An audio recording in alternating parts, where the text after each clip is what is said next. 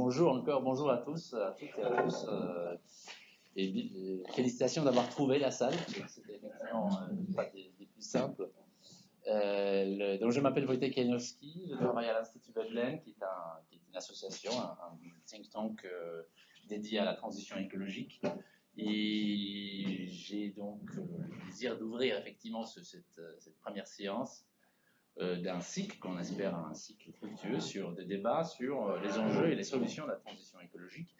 C'est un partenariat qui commence, j'espère qu'il va se nouer dans des conditions heureuses et j'espère notamment qu'on va parler beaucoup des solutions et qu'on va aussi impliquer à la fois des étudiants mais aussi des acteurs de changement. C'est-à-dire l'idée, ce n'est pas de faire des conférences purement, disons, académiques. Et ça, vous pouvez le faire mieux vous-même à l'université.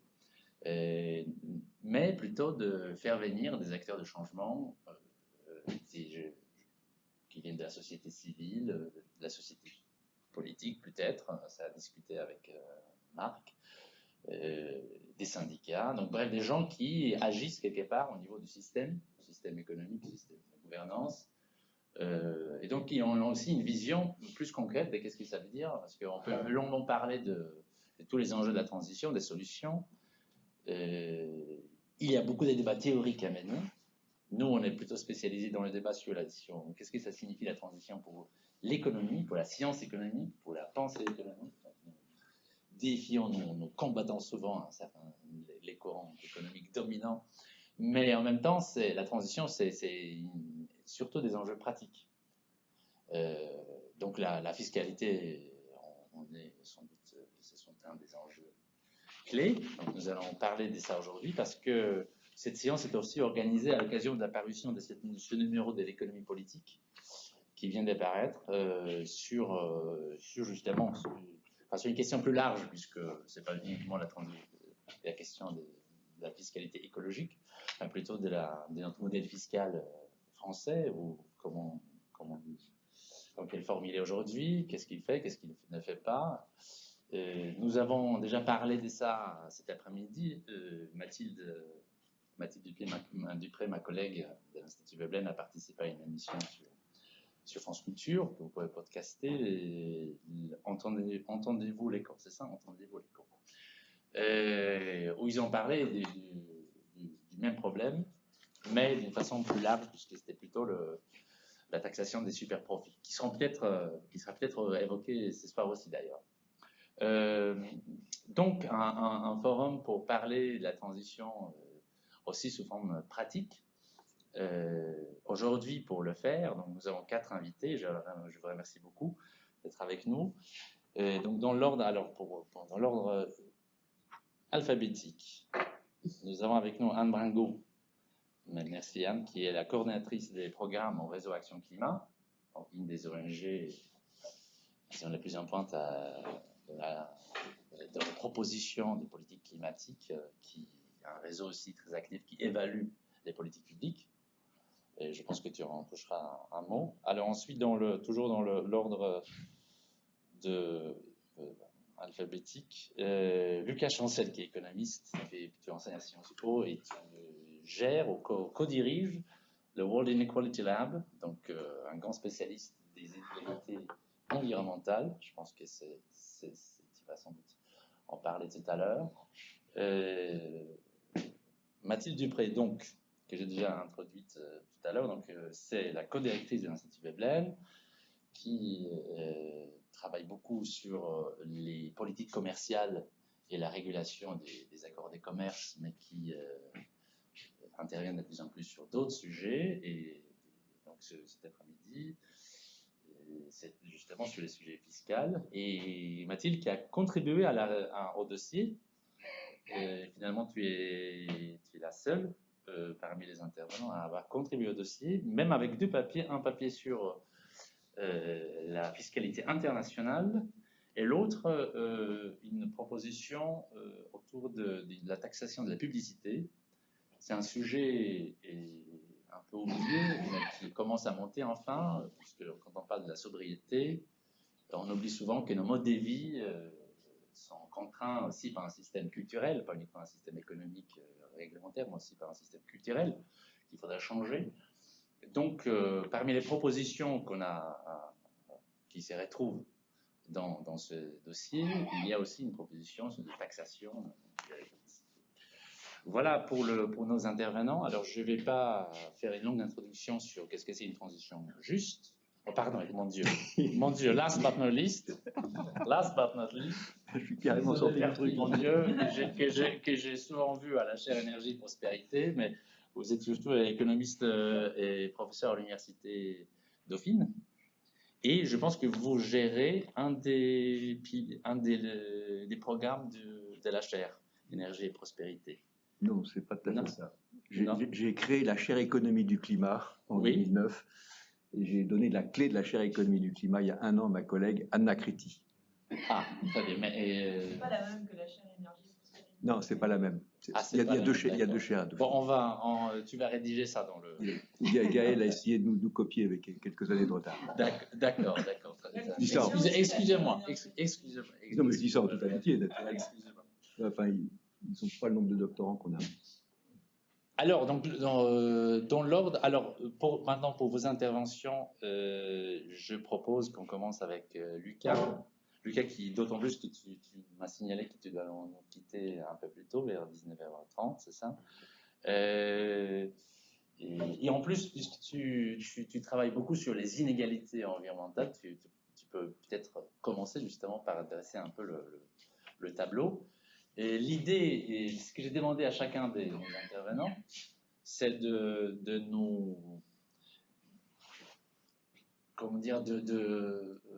d'injecter dans le débat aussi quelques idées quelques propositions fiscales, qu'elles soient générales ou spécifiques. La fiscalité et l'environnement, c'est évidemment la fiscalité écologique, la fiscalité carbone, donc qui sont des parties un spécialiste, Lucas aussi, pour cette question-là, mais c'est aussi la question du modèle fiscal plus généralement. Donc je ne vais pas revenir maintenant, ça sera sans doute rappelé dans les débats, sur la façon dont la fiscalité carbone en France a été gelée à un moment donné, au moment de la crise des Gilets jaunes.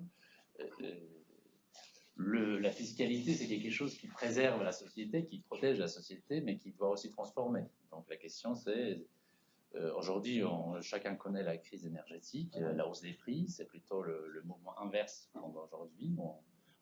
On baisse les prix de l'énergie pour sauver pour aider les citoyens, tout simplement, et les entreprises souvent aussi. En même temps, la question structurelle est quand même là. Elle n'a pas disparu, même si on parle très peu aujourd'hui de la taxe carbone. C'est en réalité avec quels outils va-t-on réguler l'économie pour qu'elle s'oriente dans le sens de la transition écologique? Est-ce que c'est maintenant dans la transition une fiscalité très indirecte via les normes? Est-ce qu'on peut retrouver ces sujets-là, mais donc à quel prix? Est-ce qu'il faut répartir, disons plus généralement, du modèle fiscal en tant que tel, c'est-à-dire de sa capacité de redistribuer les richesses plus généralement, pour pouvoir ensuite reprendre le chemin de la fiscalité carbone, de la fiscalité écologique? En tout cas, les contradictions, c'est un peu expliqué dans le modèle, dans les dossiers aussi, les contradictions du modèle fiscal français, elles sont assez nombreuses, et sur ces plans-là, sur le plan écologique, je pense qu'Anne et d'autres pourraient vous parler longuement de niches fiscales et des exemptions, etc., qui font qu'en réalité, l'État se donne des objectifs politiques et ensuite, il ne met pas du tout les moyens de façon cohérente en fonction. Bon, bref, voilà pour la brève introduction.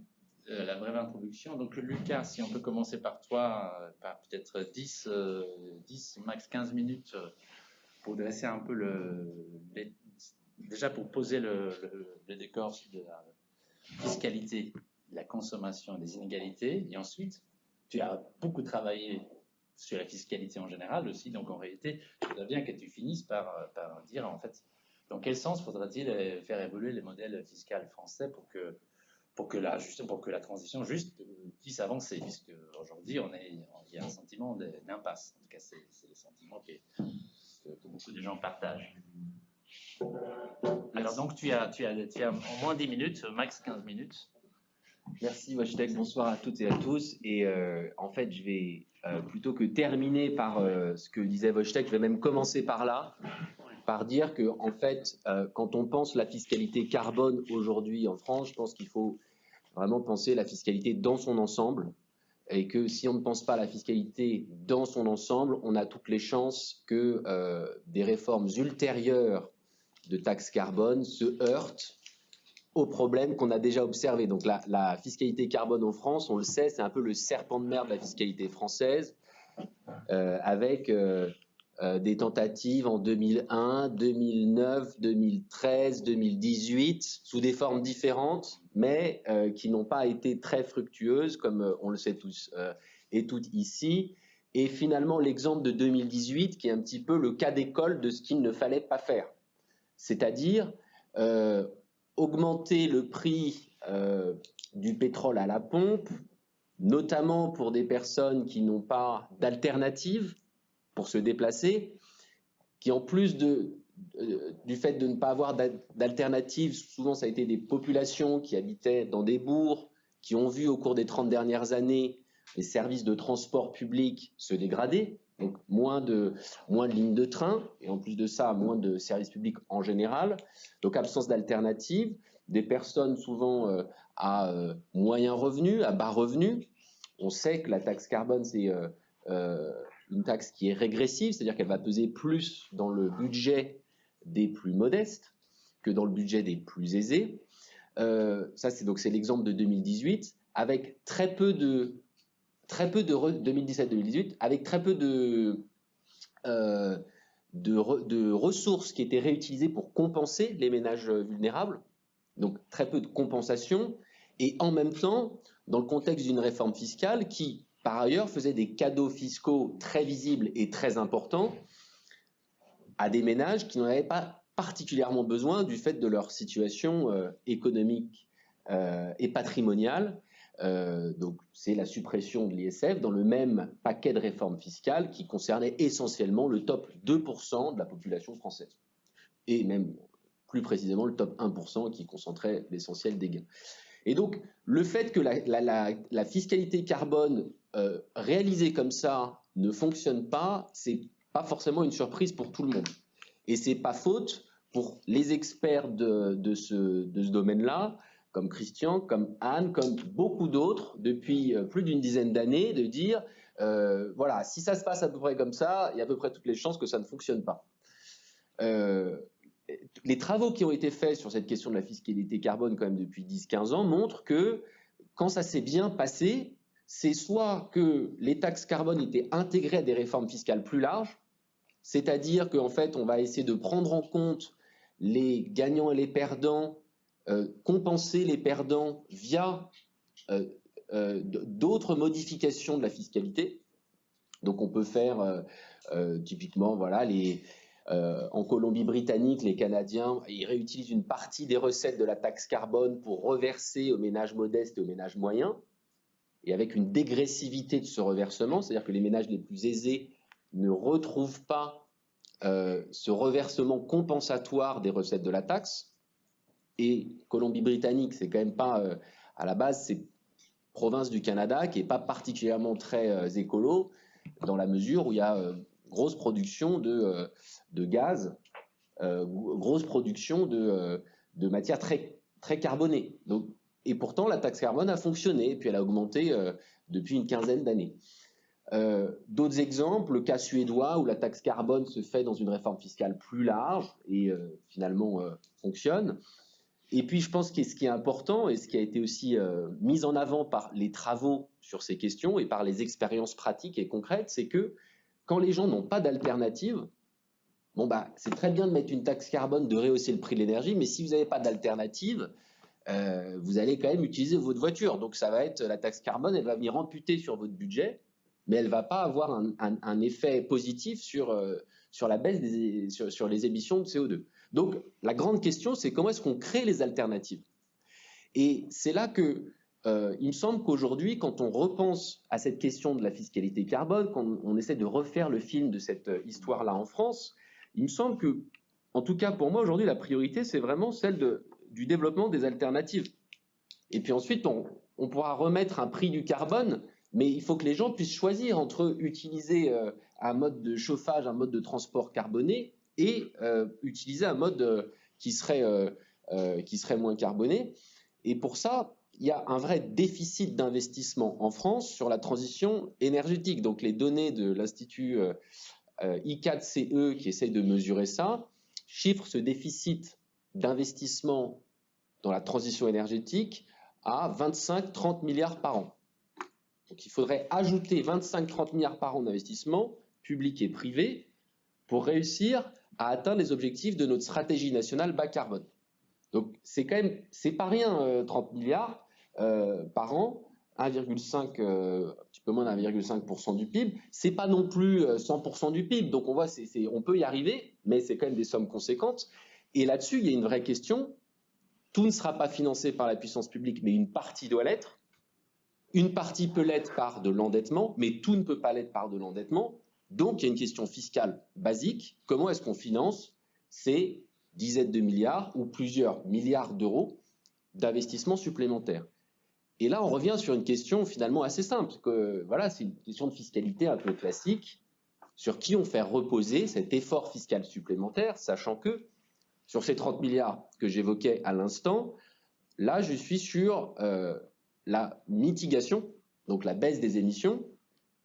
Et en plus de ça, c'est plus difficile à chiffrer, mais plusieurs dizaines de milliards supplémentaires, a priori, seront nécessaires en plus pour l'adaptation, c'est-à-dire végétaliser nos villes, aider nos agriculteurs qui font face à des changements de température, etc. Donc ça, c'est même pas pris en compte dans ces chiffres que je vous ai présentés tout à l'heure.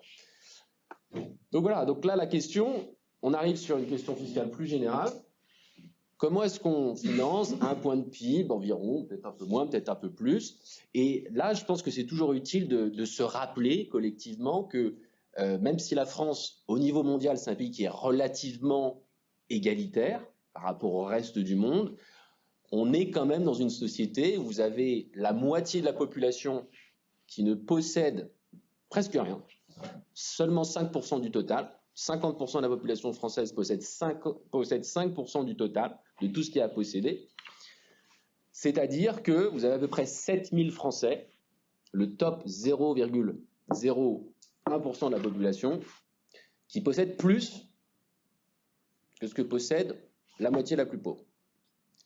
Donc voilà, on peut toujours se dire non mais la France est un peu mieux que ses voisins, etc. Bon, la tendance n'est pas bonne, hein. Sur les inégalités de patrimoine, il y a une forte hausse en France. Sur le revenu, on est un peu meilleur, mais sur le patrimoine, on n'est pas bon.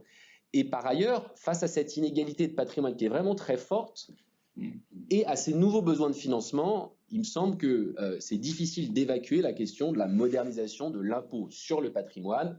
Et donc, je pense que c'est... Voilà, moi, aujourd'hui, si je pense à la fiscalité carbone, c'est plus une fiscalité sur le patrimoine qui va permettre de financer les investissements dont on a besoin. Et je pense que j'ai écoulé mon temps.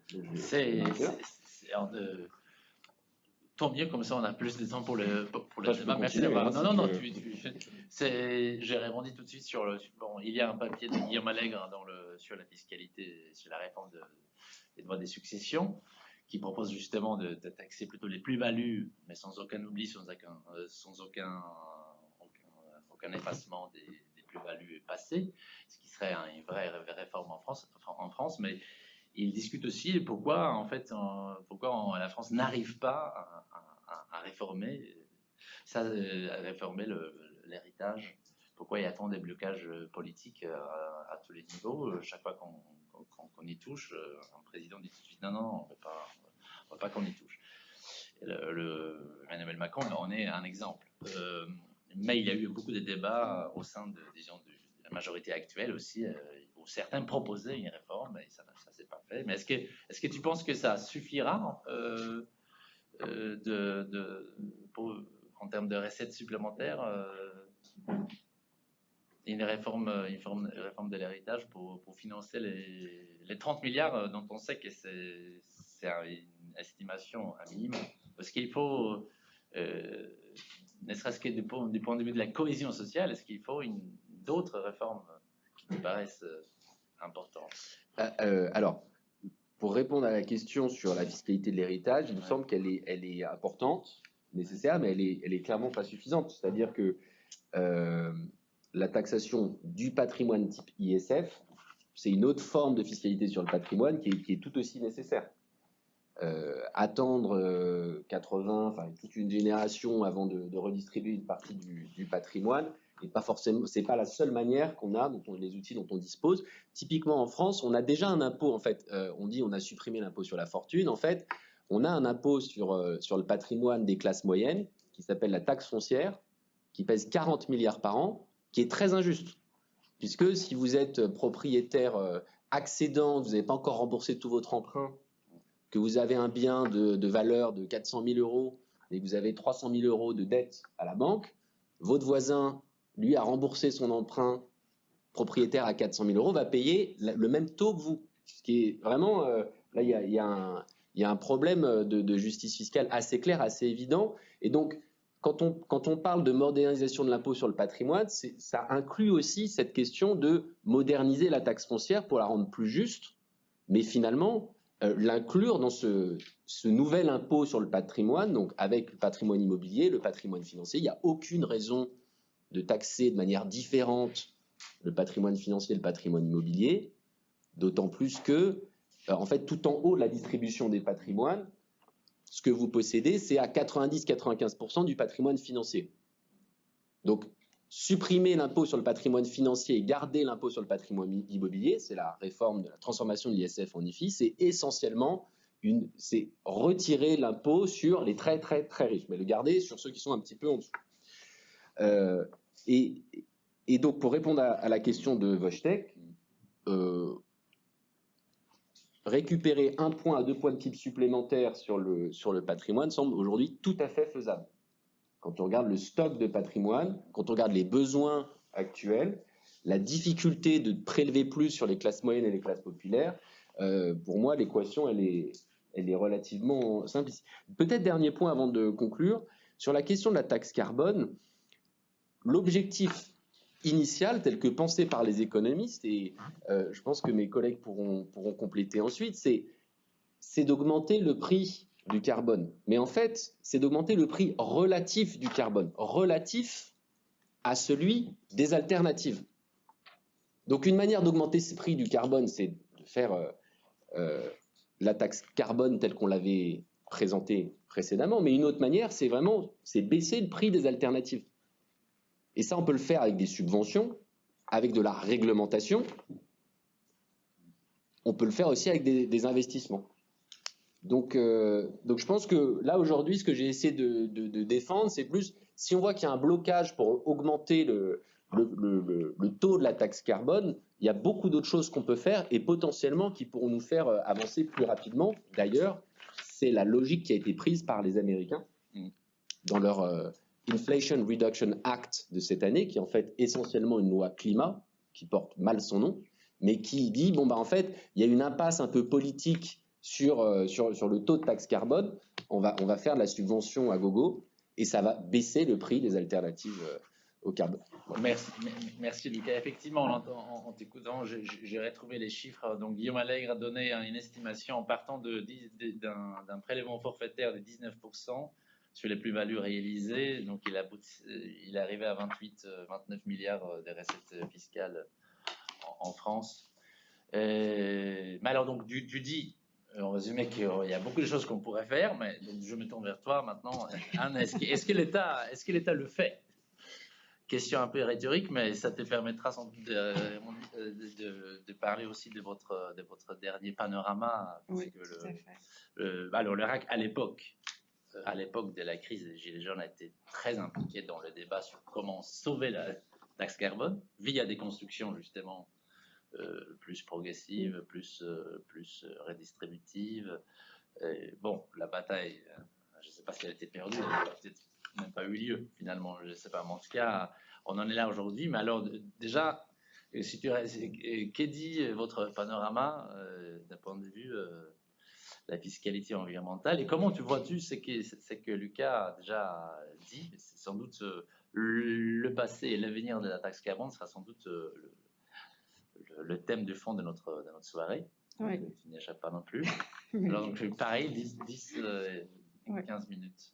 Donc bonjour à tous, bonsoir. Et puis juste pour rappeler, donc le réseau Action Climat, c'est un réseau de 27 ONG, la plupart des associations de protection de l'environnement, des associations de solidarité internationale, puisqu'évidemment le climat touche beaucoup les pays du Sud, des associations plus spécialisées sur des secteurs comme les transports avec l'AFNOT, et des associations de lutte contre la précarité comme le Secours catholique, parce que c'est évident qu'on ne pourra pas résoudre la crise climatique s'il reste des gens qui sont encore plus percutés par les injustices sociales. Et donc notre métier à nous, c'est de faire dialoguer tous ces ONG, de partager les informations, de construire des positions communes et ensuite d'aller porter les propositions auprès des décideurs politiques avec plus ou moins de succès. Hein. C'est pas, parfois, c'est un peu scisif. C'est pas facile. Et je vais juste commencer par une petite anecdote. Il n'y a pas très longtemps, il y a un ami qui est président d'une association qui aide dans les banlieues les personnes à avoir accès à la santé. Et il me disait, oh, mais le climat, là, c'est vraiment un truc de riche, en fait. Et c'est vrai qu'on a l'idée que le climat, bah, c'est des bobos du 11e qui mangent du quinoa. Je ne sais pas s'il y en a dans la salle. Même les marches climat, hein, ce n'est pas les gens des milieux populaires qui vont voilà, pour le climat. Et ce que je lui disais, bah oui, mais en fait, les riches, ils s'en foutent, en fait, parce que les riches, ils vont s'en sortir. Il n'y a pas de souci.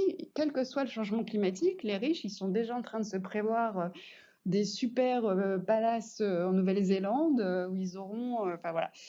Les riches, ils auront toujours les moyens d'avoir accès à des ressources et d'avoir accès à l'alimentation, se déplacer, etc. Le climat, c'est un problème pour les plus précaires parce que eux, ils ont une triple peine. Alors, ils ont une triple peine, mais ils ont aussi d'autres préoccupations qui fait que c'est pas la première actuellement parce qu'évidemment, il faut quand même manger, faut avoir accès à la santé, faut que les enfants puissent aller à l'école, avoir des activités. Donc, ils ont des problèmes du quotidien qui sont évidemment importants et qui les préoccupent au quotidien et qui les empêchent de se projeter aussi sur d'autres questions et c'est normal. Mais pourquoi ils ont une triple peine? D'abord parce que c'est eux qui subissent le plus les impacts du changement climatique. Alors c'est vrai à l'international, ça on le sait, mais en France c'est pareil. Quand vous avez des canicules, si vous êtes dans un logement, une passoire thermique, donc un logement hyper mal isolé, vous allez avoir hyper chaud encore plus qu'ailleurs. Et en plus, vous êtes dans des logements où vous êtes beaucoup plus nombreux et donc c'est une qualité de vie qui est quand même beaucoup plus perturbée. Avec le changement climatique, moins de production alimentaire, donc hausse des coûts de l'alimentation. Donc évidemment, c'est aussi les plus précaires qui vont trinquer. Donc c'est eux qui subissent les premiers les impacts du changement climatique.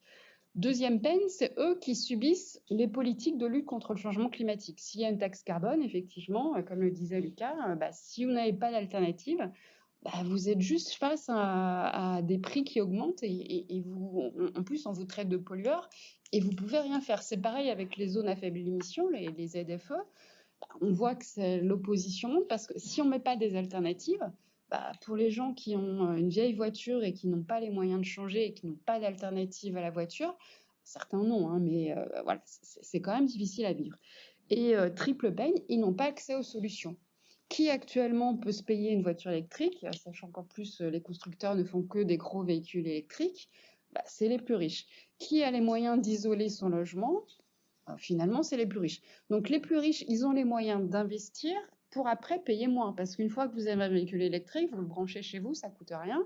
Vous avez isolé votre logement, vous avez une facture d'énergie qui va être beaucoup plus réduite. Donc voilà, triple peine pour les plus précaires. Alors qu'est-ce qu'on fait par rapport à ça? C'est là où justement la puissance publique, elle doit agir par rapport à ça. Ce n'est pas une fatalité. Et si on n'agit pas, on n'arrivera pas à engager toute la société vers la lutte contre le changement climatique. D'autant que là, la hausse des prix de l'énergie, on voit bien l'impact largement beaucoup de monde, et voilà, les particuliers, les entreprises, les collectivités, mais elle impacte en plus d'autant plus qu'il y a une inaction climatique, c'est-à-dire que la France, elle est en retard sur sa transition énergétique. Elle n'a pas fait les énergies renouvelables qu'elle s'était engagée à faire. Elle n'a pas fait les économies d'énergie qu'elle s'était engagée à faire. Donc, on reste très dépendant d'énergie fossile ou très dépendant globalement de prix d'énergie qui augmentent. Emmanuel Macron s'était engagé en tant que candidat à 2017 à rénover l'ensemble des passoires énergétiques en 10 ans. il en reste plus de 5 millions actuellement. Donc, on peut déjà dire que ça ne sera pas le cas.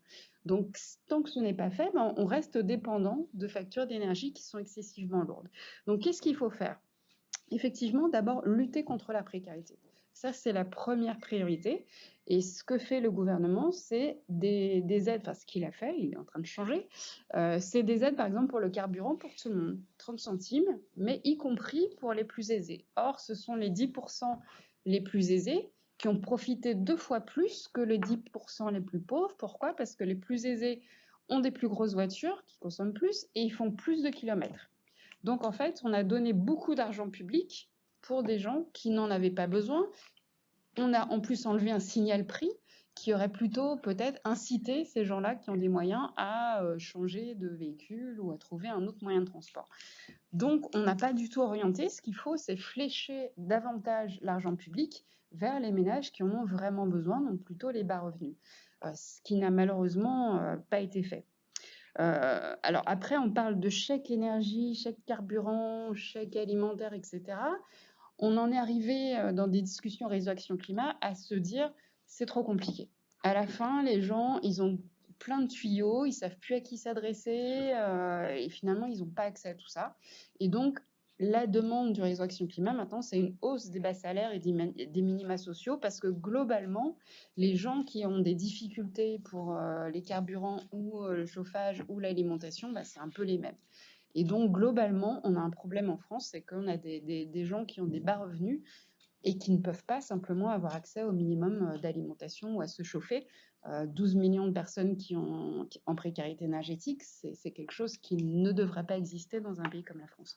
Donc voilà, première priorité, la lutte contre la précarité. Et la deuxième, c'est là où je rejoins Lucas, c'est l'accessibilité aux solutions. Je le disais, actuellement, la mobilité, elle n'est pas, la mobilité moins polluante, en tout cas, elle n'est pas accessible pour les ménages aux revenus modestes. Mais parlons aussi du ferroviaire. Le ferroviaire, on sait que voilà, il y aurait des possibilités de développer le ferroviaire pour respecter nos objectifs climatiques fixés par la France dans une stratégie nationale bas carbone. Il faudrait investir chaque année 3 milliards de plus dans le ferroviaire. Et ça n'est pas fait. Sachant que les objectifs climatiques vont devoir être renforcés parce qu'au niveau européen, maintenant, les objectifs vont être renforcés. Donc, la France va devoir renforcer et donc mettre encore plus de moyens dans le ferroviaire pour permettre aux gens de se déplacer autrement qu'en voiture, dans certains déplacements en tout cas. Donc, on voit une incohérence complètement entre, d'une part, des politiques climatiques, d'autre part, les investissements qui sont faits. C'est la même manière sur la rénovation des logements. Je parlais des passoires énergétiques. Beaucoup d'argent sur la rénovation, mais beaucoup de cet argent va vers les ménages déjà aisés. C'est eux qui arrivent à faire les rénovations les plus performantes. Les ménages les plus modestes, ils vont changer leur mode de chauffage et c'est tout parce qu'ils n'auront pas les moyens d'aller autrement. Pour les ménages les plus modestes, il faut aller jusqu'au zéro reste à charge. Ce qui n'est absolument pas le cas actuellement. Et puis, j'en arrive au rapport qu'on a sorti sur les dépenses néfastes, parce que où trouver l'argent? Alors, il y a effectivement les super profits, les taxes sur les super profits, je ne vais pas en parler, je pense qu'on pourra en parler après, on est tous d'accord sur ce sujet, mais il y a aussi beaucoup de dépenses néfastes qui sont faites dans le budget de l'État. En 2022, avant la guerre en Ukraine, il y avait 25 milliards, on est passé à 67. Qu'est-ce qu'il y a dedans? Il y a finalement des aides, notamment ce bouclier tarifaire qui est prévu en 2023. Donc le fait que la hausse de l'électricité et du gaz soit limitée à 15%. 15%, c'est déjà trop pour les ménages qui ont du mal à boucler leur fin de mois. Donc pour eux, ce n'est pas 15% qu'il fallait, c'était 0. Par contre, il y a beaucoup de ménages pour qui c'était largement possible d'aller au-delà. Et ce signal prix aurait permis de les inciter un peu plus à isoler leur logement. Et donc ça, on ne le fait pas. Donc on dépense 45 milliards, y compris pour des gens aisés qui avaient tout à fait les moyens de se chauffer, parce qu'ils ont en plus souvent des logements plus grands et donc ils dépensent plus en chauffage, mais ils avaient largement les moyens de dépenser davantage. Et donc cet argent public, 45 milliards, c'est quand même énorme, n'est pas du tout fléché vers les ménages qui en ont vraiment besoin. Donc ça, c'est une grosse partie de ces 67 milliards qu'on a mis en avant dans ces dépenses néfastes. Et sinon, il y a beaucoup d'exonérations aussi sur les dépenses fiscales. Par exemple, le kérosène de l'aviation n'est absolument pas taxé. Si on taxait le kérosène comme les autres moyens de transport, sachant que l'aviation, c'est une petite partie de la population qui l'utilise, eh bien, on aurait plus de 3,6 milliards qui permettrait de rentrer dans les caisses de l'État. Donc, c'est un des exemples. Après, ce n'est pas toujours simple. Dans ces baisses fiscales, il y a aussi, par exemple, les exonérations sur le carburant pour les tracteurs, des agriculteurs. Bon, voilà. Est-ce qu'on va supprimer ces exonérations alors que les agriculteurs sont déjà en grande difficulté financière et que des tracteurs qui ne fonctionnent pas aux énergies fossiles, il n'y en a pas encore. C'est là où il faut vraiment faire un plan en regardant, voilà, niche par niche fiscale, où est-ce qu'on peut aller, quelles sont les solutions. Donc, on préconise vraiment un dialogue avec les acteurs du secteur et de fixer un plan de sortie de ces dépenses néfastes pour mettre enfin en cohérence le budget de l'État avec les objectifs climatiques. Voilà, j'espère que je n'ai pas dit. Merci.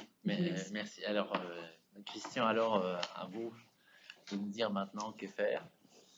Vous avez suivi. Ça vient d'être dit. Ça vient d'être. Bon, alors. Parce qu'il y a aussi, tout à l'heure, on a regardé on a discuté sur Twitter avec un autre économiste, Christian Gaulier, qui nous expliquait qui expliquait à ses followers que baisser la vitesse sur l'autoroute de 130 à 110, ça n'a aucun sens économique. C'est ce qu'il a dit ça. Oui, puisque ça revenait, parce que son calcul montrait que ça revenait à donner un prix aux émissions carbone de 6 000 euros. Ce que je veux dire par là, par tonne. Ce que je veux dire par là, c'est qu'il y a la taxe carbone, il y a aussi les prix, le prix carbone. Alors, où est-ce qu'on retrouve ces prix aujourd'hui? Alors, moi, je vais vous dire 4 trucs principaux. Premier point, juste un point d'histoire quand même. Hein. Lorsqu'en 2013, j'ai proposé au pouvoir public, en tant que président du comité, d'introduire cette fameuse taxe carbone, qui est en réalité une composante carbone dans la fiscalité énergétique, j'ai en même temps proposé d'utiliser un tiers du produit de la taxe carbone, cibler les 4 premiers déciles de revenus, ou de redistribuer 60% du produit de la taxe carbone si on ne ciblait pas les bas revenus. Avec l'idée assez basique que les 3 premiers déciles de revenus devaient être en moyenne, évidemment, après ça dépend de ce que vous consommez, plutôt bénéficiaires, et que ça devait être neutre pour le 4e. C'était en gros les ordres de grandeur que j'avais. Bon. Le ministère des Finances était bien content de prendre le volet je prends la taxe carbone, et on n'a jamais rien redistribué. Donc je pense que ça doit être rappelé. J'ajoute un deuxième point qui me paraît très important, et tu l'as dit un peu, Lucas. La vraie difficulté, ça ne va pas être la redistribution verticale, ça on sait faire. Ça va être qu'est-ce qu'on fait par rapport aux inégalités territoriales. Et là, je ne sais pas faire. Je ne sais pas faire parce que si je compense en faisant un bonus pour celui qui est loin du centre-ville, je vais donner une incitation à me loger là où. Donc, et puis en plus, sur le plan pratico-pratique, parce que moi je suis contrairement à Christian Gaulier qui est un théoricien, moi je suis un plombier du truc. Hein, bon.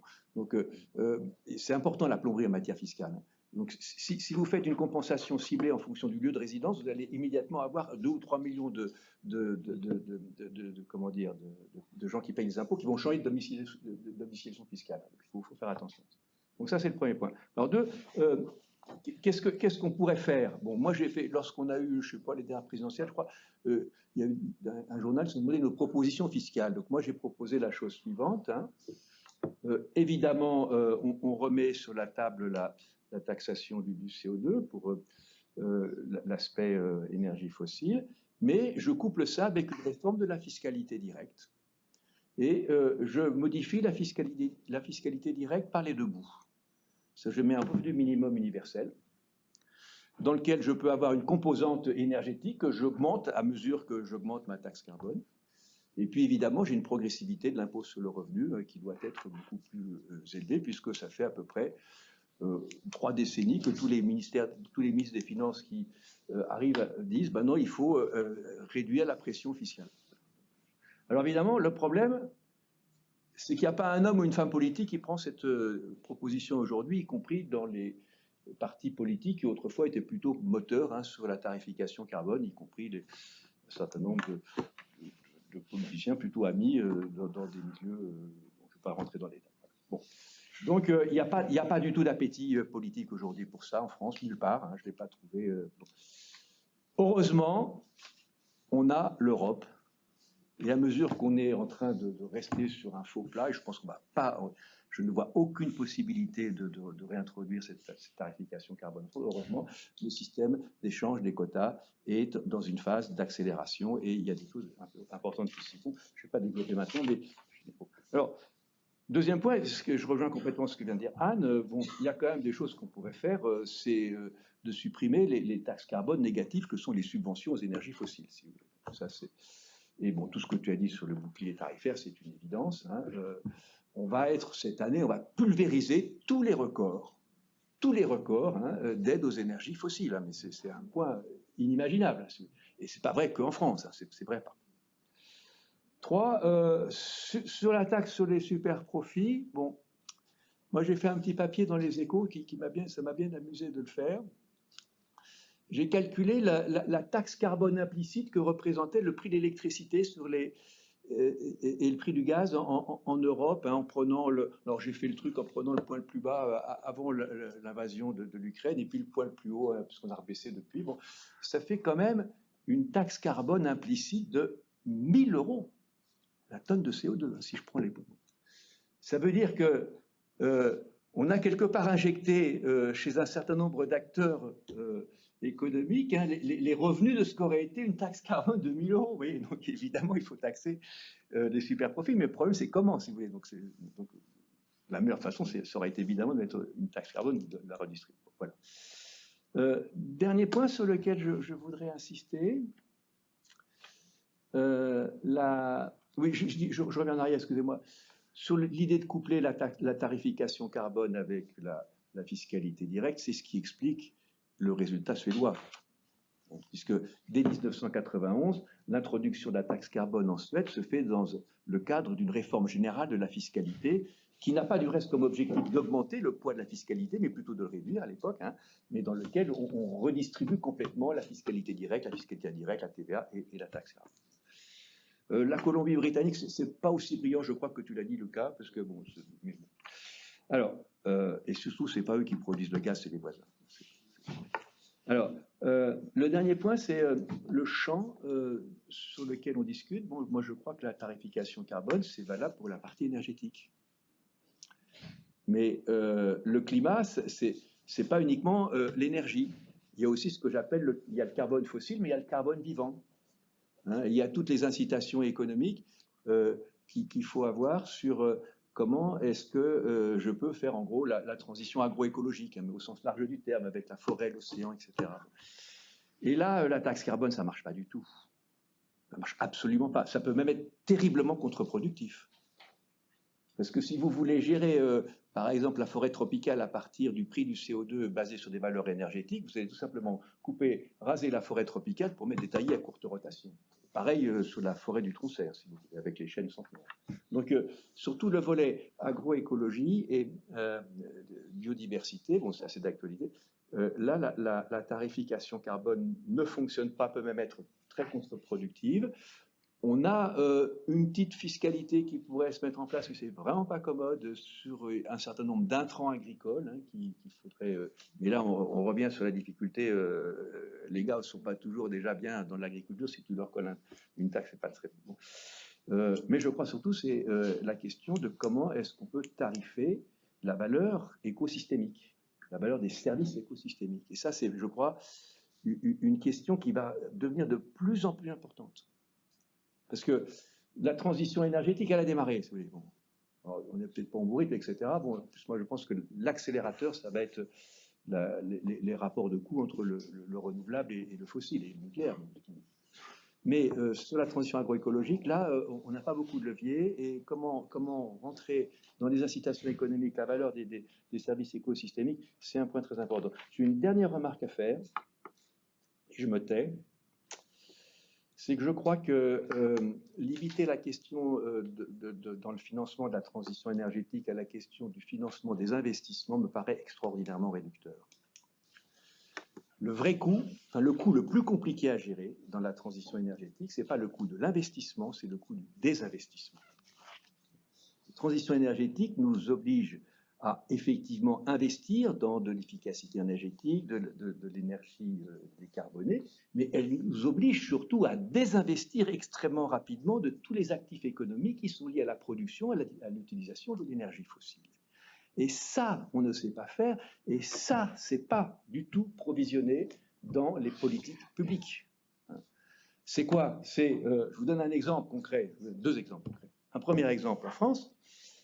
Bon, les véhicules électriques, je suis assez d'accord sur le fait que l'une des subventions les plus aberrantes, c'est de donner 6 000 balles à chaque acteur de véhicule électrique. C'est une aberration économique. Enfin, ça fait 20 ans qu'on donne la même chose aux gens qui font des verres Saint-Gobain. Bon.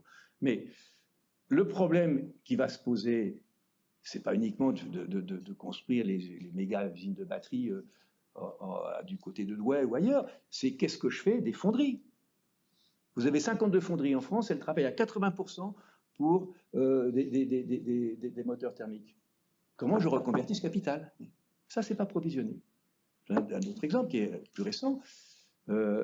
Sur le partenariat international qui a été décidé lors du G20 sur l'aide à la reconversion de l'industrie carbonée en Indonésie, au G20, c'est 20 milliards de dollars qu'on met uniquement pour... Donc, ce financement de la reconversion industrielle me paraît être l'angle mort des politiques publiques. Merci. Alors, je ne vais pas vous lâcher tout de suite parce que j'ai quand même une question à vous poser tout de suite. Mais d'abord, alors sur la valeur des écosystèmes, alors c'est un autre. Effectivement, on organisera peut-être un jour un débat sur ça parce que ça me paraît à la fois très intéressant et controversé de voir est-ce qu'on a besoin de la valeur monétaire des écosystèmes. Mais laissons ça pour un autre débat. En revanche, ce que vous dites sur l'investissement, sur le désinvestissement, ça me rappelle. Alors, on a avec Jésabel Coupé-Sebran, qui est ici, qui est notre conseillère scientifique à Veblen, nous avons mené une réflexion sur justement une série d'auditions sur les scénarios du coût d'investissement. Et à un moment donné, j'ai lu dans ces cadres et une modélisation du CIRED appliquée mondialement au transport. Et cette modélisation montrait qu'il n'y avait aucun coût supplémentaire parce que le modèle, il montrait quoi? Tout simplement, il montrait qu'il y a des investissements qui montaient dans les transports ferroviaires en commun, etc. Mais dans le modèle, tout baissait dans le côté routier, ça baissait. Dans le modèle, il y avait juste des sommes qui se déplaçaient d'une colonne à l'autre, sans aucune réflexion sur en fait qu'est-ce que ça signifie en termes d'économie politique en réalité. Mais la question, c'était pas ça. C'était à l'époque, donc puisque vous suivez l'histoire de la taxe carbone française dès les débuts, est-ce qu'il n'y a pas eu un débat? Bon, là, vous avez évoqué des constructions différentes, mais les Suédois, eux, ils ne pratiquent pas. Eux, ils pratiquent la fongibilité du budget. C'est-à-dire, il n'y a pas du tout un mécanisme qui flèche les recettes. Donc, et je connais bien cet exemple-là. Et c'est vrai que à l'époque, ils ont baissé des coûts marginaux sur les travails. Ils avaient une idée un peu naïve qui était très populaire à l'époque, d'espèce de fiscal vende, pour ainsi dire, c'est-à-dire une conversion fiscale où on baisse les coûts sur le travail et on augmente les coûts, on augmente les taxes sur l'environnement. Ça ne marche pas, c'est pas durable puisque les recettes fiscales suédoises de la taxe carbone on stagne depuis de nombreuses années déjà, tout simplement parce que l'assiette est appelée à disparaître. Heureusement, donc ça c'est pas. Et depuis ils sont devenus moins naïfs, mais sur ça, mais ils pratiquent la fongibilité budgétaire. C'est-à-dire, ce n'est pas une construction particulière de la taxe carbone. C'est simplement, la distribution se fait via les aides au logement, par exemple, tout simplement. C'est-à-dire, l'État perçoit par des tuyaux différents, ensuite il verse. Donc, est-ce qu'il n'y a pas eu une discussion à l'époque sur disons, la redistribution sur un sens plus large, au-delà de ces constructions que vous avez mentionnées? Oui, alors, Au passage, je précise un point sur... je vais parler de la valorisation des services écosystémiques rendus par les agriculteurs. Je ne veux pas rentrer dans le débat, est-ce qu'il faut monétiser la forêt tropicale, si vous voulez. Ce que je pense, c'est que si vous voulez accélérer la transition agroécologique dans les zones agricoles, il faut réfléchir à quels sont les éléments de rémunération des agriculteurs qui vont faire la transition. Et je pense que dans les éléments très importants, les agriculteurs, s'ils changent leur pratique, vont aussi rendre des services écosystémiques qu'il faut trouver les moyens de rémunérer, sinon ils ne rentreront pas dans cette dynamique. C'est ça que je voulais dire. C'était pas du tout rentrer sur le grand débat. Encore une fois, moi je suis un petit plombier, je suis pas un théoricien. C'était pas rentrer sur le grand débat. Est-ce que je sais pas quoi, quelle est la valeur du panda ou de la forêt tropicale. Voilà. Alors bon, ce que tu dis là. Si je comprends bien, c'est la question de la non-affectabilité des recettes aux dépenses dans le budget d'État. Bien sûr, c'était discuté. Alors, bon, ça, je peux vous la faire longue ou courte, l'histoire, je vais vous la faire courte. Lorsque on a essayé de rentrer la taxe carbone avec Michel Rocard, hein, c'était en 2008 ou 2009. Moi, j'étais l'un des rapporteurs de Michel Rocard. C'est extrêmement, toujours fascinant de travailler avec Michel Rocard. Mais des fois... il était un peu, comment dire, quand il a une idée, il a une idée. Alors, à l'époque, l'idée de Michel Rocard, c'était justement de sortir de ce système de la taxe, et il voulait faire une contribution climat, énergie spécifique, qui aurait eu une espèce de tuyauterie un peu distincte de celle du budget de l'État. Et c'est la raison pour laquelle ça a été censuré par le Conseil constitutionnel. Donc, lorsqu'on a introduit en 2013-2014 la taxe carbone, on s'est dit surtout, on se moule dans la discipline budgétaire et on met une taxe comme une composante carbone de la taxe existante. Ceci étant dit, lorsque vous avez la discussion budgétaire, rien ne vous empêche de dire, si j'augmente la taxe carbone de temps, je mets simultanément en place une politique correspondante du côté des... Rien ne vous empêche de le faire. Il y a une autre solution... je ne suis pas un grand expert en fiscalité, mais quand on veut faire des trucs, on est obligé d'apprendre un peu. Vous pouvez aussi passer par un compte spécial d'affectation. Vous avez un compte spécial d'affectation, une espèce de dérogation au principe.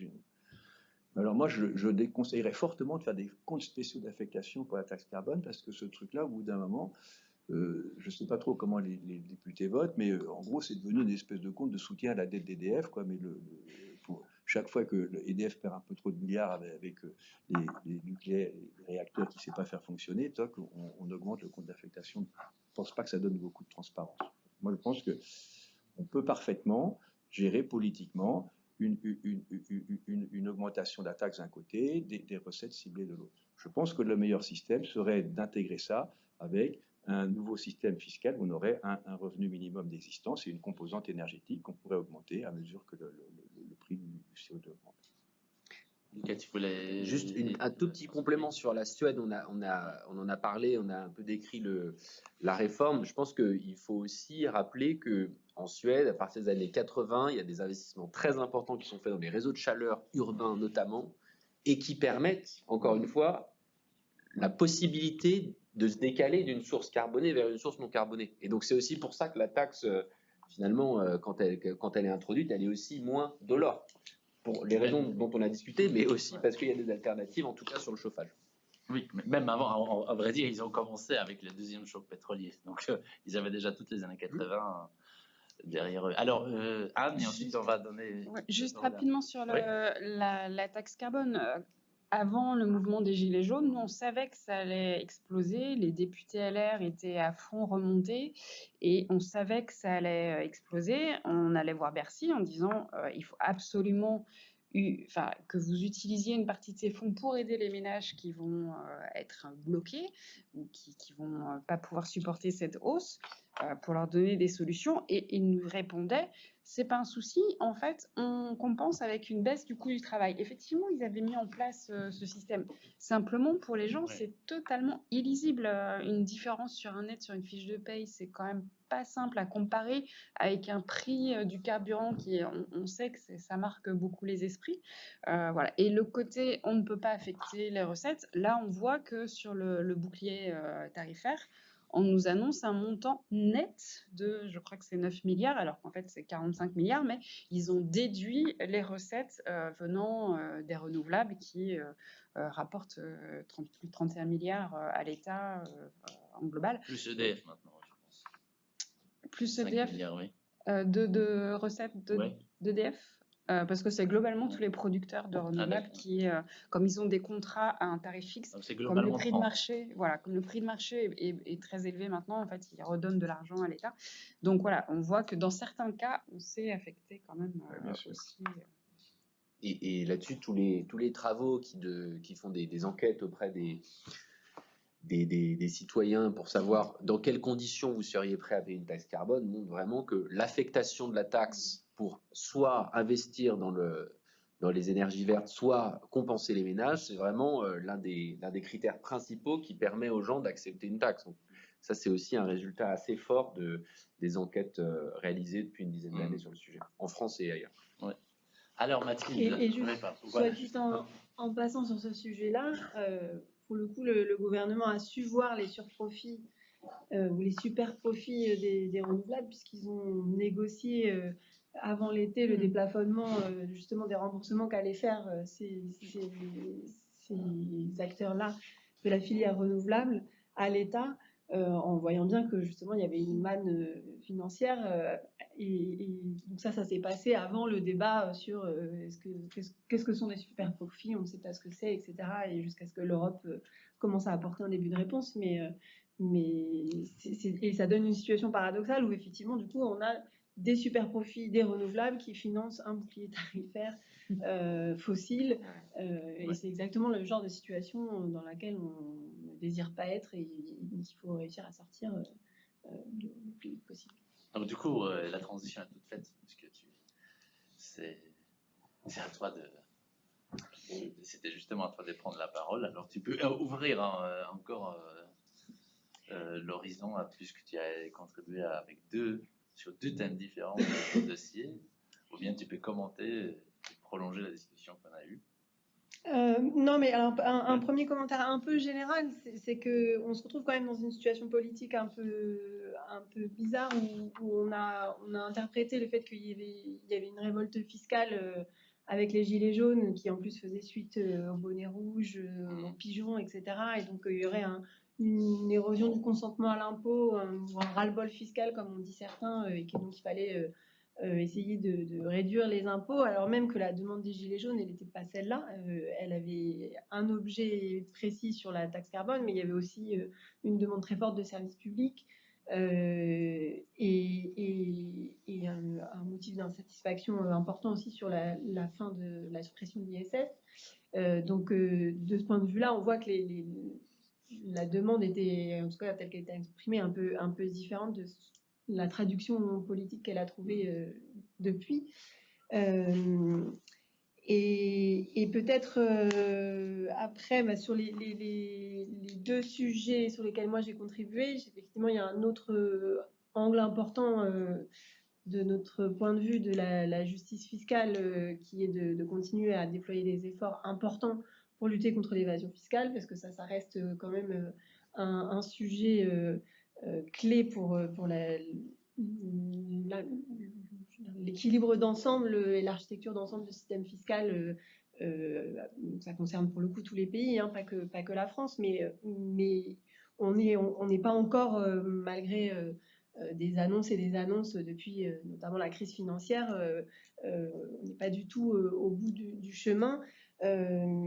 Donc les faits sont relativement têtus, hein. Dans les enquêtes sur les chiffres de 2018, on voyait encore 36% des profits des multinationales localisés artificiellement dans les paradis fiscaux. En France, ça ferait 25% de manque à gagner sur l'impôt sur les sociétés, donc c'est quand même C'est-à-dire un manque à Julien, gagner en chiffre important. absolu. J'ai pas le chiffre absolu, le manque est comment? Une dizaine de milliards. Je le retrouverai. Pardon, je t'ai coupé. Mais ça fait non, un peu moins qu'une dizaine de milliards, je pense.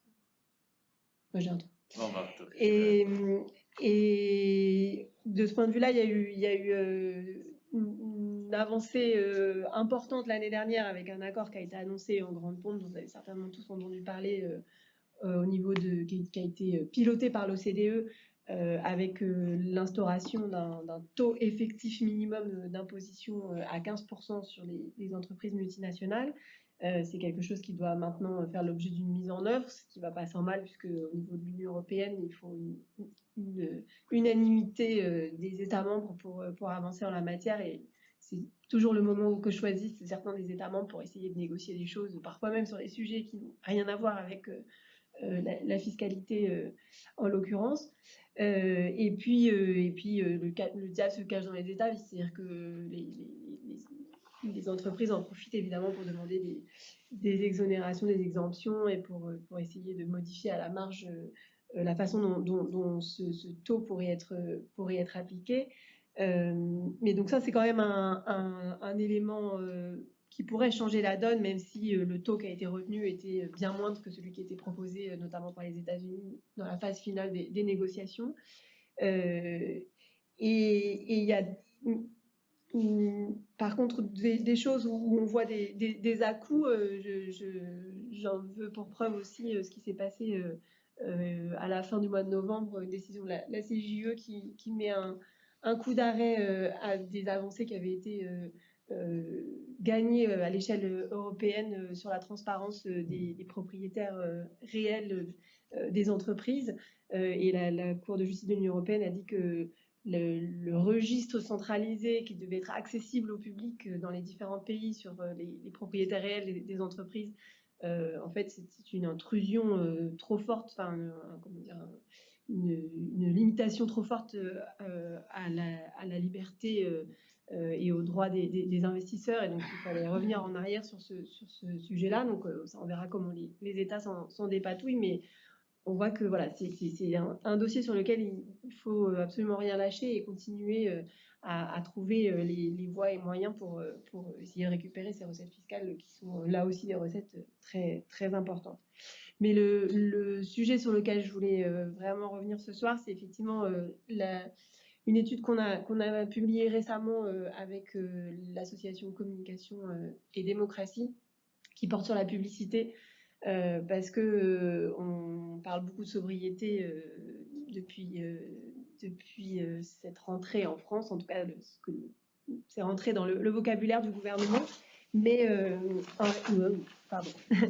mais en réalité c'est un sujet qui a été mis au goût du jour aussi par le GIEC dans son rapport en avril dernier, pour dire qu'on n'arriverait pas à tenir les objectifs qu'on s'est fixés internationalement si on ne faisait pas aussi des efforts en matière de sobriété. Et parmi ces efforts-là, il évoque la question de la régulation de la publicité. Et justement, on avait, nous, engagé un travail pour essayer de regarder quel était le rôle économique et écologique de la publicité. Parce qu'aujourd'hui, on a près de 30 milliards d'euros par an qui sont investis par les entreprises dans la communication commerciale. C'est plus que les efforts qu'elles font pour la recherche et développement, par exemple. En fait, ça se traduit par des injonctions et des messages que nous recevons tous les jours pour nous inciter à la consommation. On voit même que ce niveau de pression publicitaire, il a un effet sur notre niveau de satisfaction avec notre niveau actuel de consommation. C'est-à-dire que plus on reçoit des messages publicitaires, plus on est insatisfait de notre niveau actuel de consommation et on a envie de consommer davantage. On est même poussé à renouveler des appareils qui fonctionnent encore et avec un phénomène d'obsolescence marketing, en fait, simplement. C'est même pas que les produits ne marchent plus ou c'est simplement qu'on nous fait croire qu'ils sont démodés ou qu'on serait encore plus heureux avec le dernier modèle. Et donc, on a fait tout un travail assez important déjà sur les chiffres de cette communication commerciale, où on s'aperçoit que ce sont des dépenses qui sont très concentrées aux mains de quelques entreprises seulement et sur quelques domaines qui sont particulièrement questionnables. Donc, l'industrie automobile est un des grands émetteurs de ces dépenses de communication commerciale. Mais on voit aussi que les fast-foods sont souvent aussi très bien placés, les boissons sucrées également, etc., ou les paris en ligne. Enfin, des domaines qui peuvent être amenés à être questionnés sur leur utilité sociale. Et donc tout ce travail-là nous a amené à aussi regarder quel pourrait être l'impact d'une taxe sur ces dépenses de communication commerciale. Et on a vu que aujourd'hui, on a un niveau de taxe sur ces dépenses-là qui est très très faible.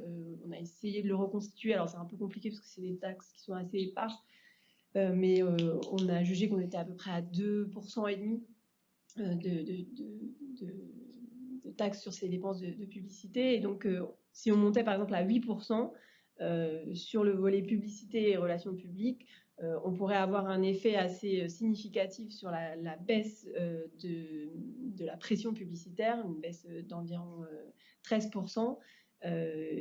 Et ça serait donc une façon de faire entrer ce secteur aussi de la publicité dans la sobriété et de ralentir ces injonctions à la consommation que nous recevons tous. Donc voilà, c'était une des propositions qu'on a mises sur la table, même si elle s'accompagne dans le rapport qui la présente d'autres propositions, éventuellement pour interdire la publicité pour certains produits très, très polluants, par exemple, ou pour mieux encadrer aussi le contenu des messages publicitaires pour éviter le greenwashing, etc., ce qui aujourd'hui est assez mal fait parce qu'on le fait a posteriori une fois que les campagnes sont passées.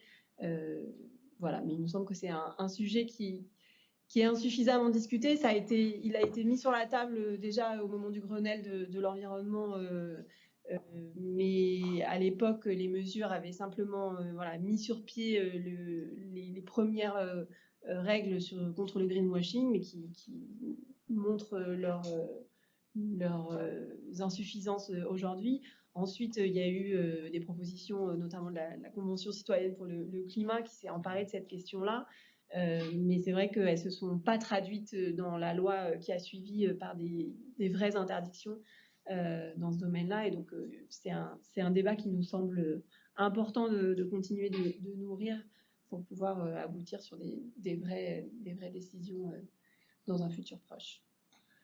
Merci. Donc là, tu ouvres un peu le spectre et effectivement, je pense que là, c'est un bel exemple du lien entre la transformation des modes de vie, donc l'impôt qui transforme. C'est pas forcément justement dans l'idéal où une telle taxe serait appliquée. C'est pas forcément non plus une source fiscale pérenne, puisque peut-être le recette vont augmenter au début, ensuite stagner, peut-être même baisser on n'en est pas là de toute façon, donc c'est complètement théorique.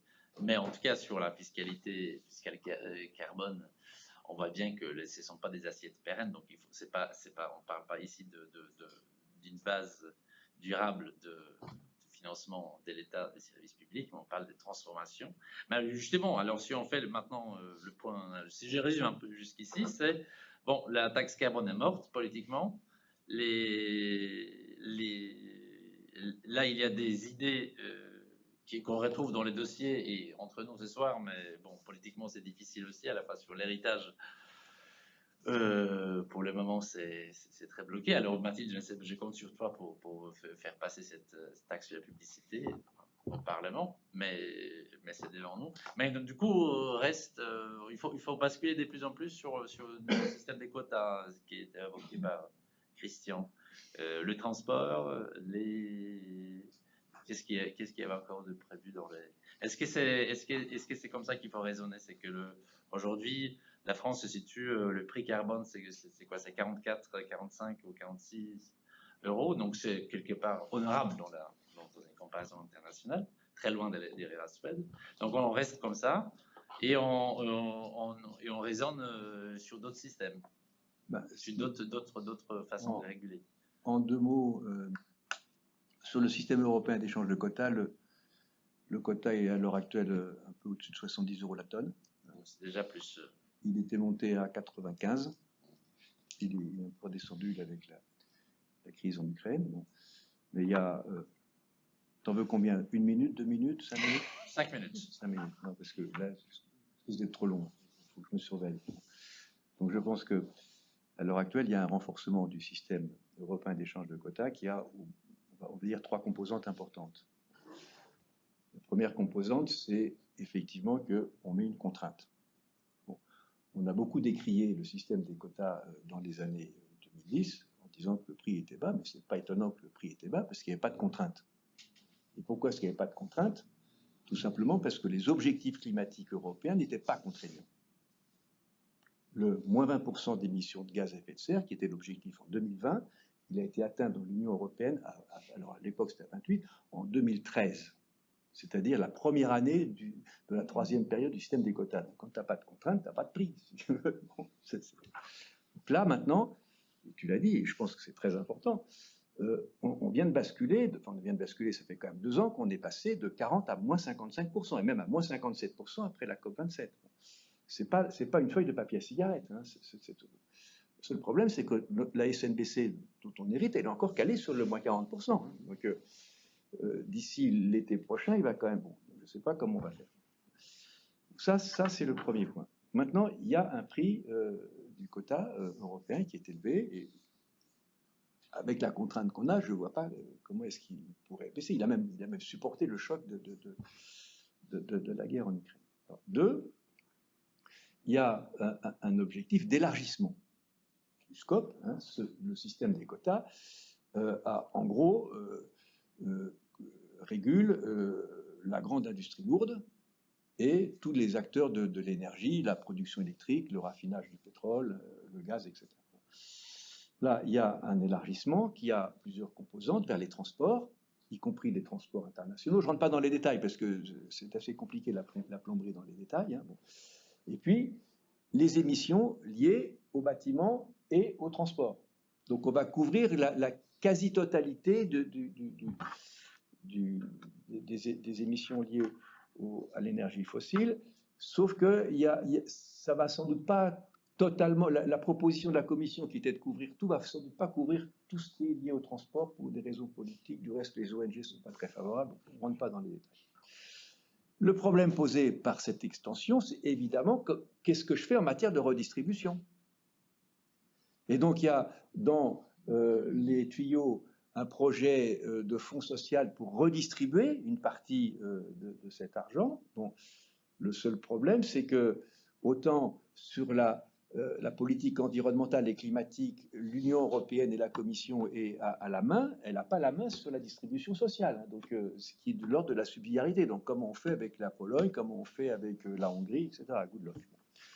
Et puis, il y a un troisième volet qui est, je pense, extrêmement important pour un truc dont on ne parle pas beaucoup, mais qui est quand même la décarbonation de l'industrie. Hein, parce que je rappelle que dans le monde, hein, le première source d'émissions de gaz à effet de serre, c'est la production d'électricité, et la deuxième, c'est l'industrie. Ce n'est pas le transport. Hein. Souvent, nous, on est persuadés que c'est le transport. Non, l'industrie émet plus hein, que le transport.